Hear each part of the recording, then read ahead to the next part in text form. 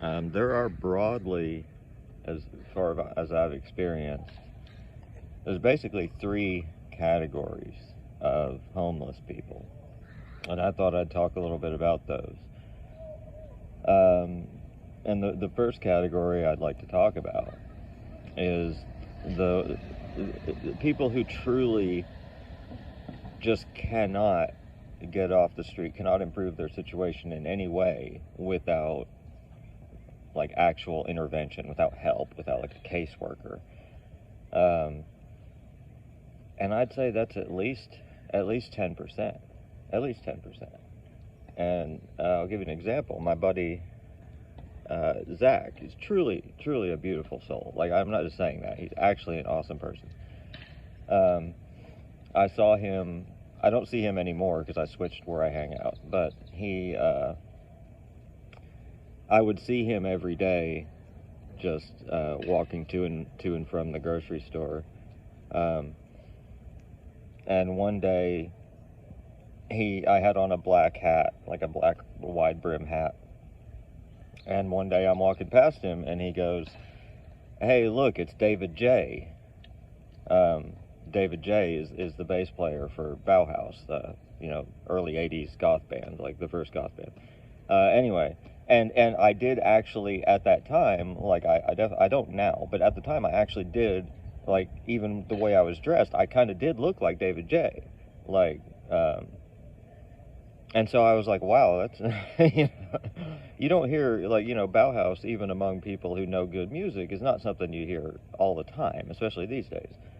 So I was like, hey, yeah, man, right on. And I got to know him from there, and he would have good days and bad days. Um, but even on his best days, like, he couldn't leave like the square block. I don't know if like schizophrenia or severe anxiety or what. He wasn't on drugs. Like, I hung out with him all the time. He really didn't. He didn't do anything. He didn't even drink. Um, he was just in pain, like painfully crazy. Like, he just couldn't function most of the time. Um, and then one day I noticed that on the back of his neck, he actually has the Bauhaus logo tattooed on the back of his neck, and he's got so many tattoos, and most of them are pretty old, and he looks to be probably about my age, like mid 40s, maybe older. He's bald. Um, and like the tattoos, from the tattoos he's got, I can tell he used to have a pretty normal life like me. That's what people don't understand. Even when people understand, oh yeah, anyone can be homeless, they still don't understand fully, because a lot of times they're still tying the causes and the condition together.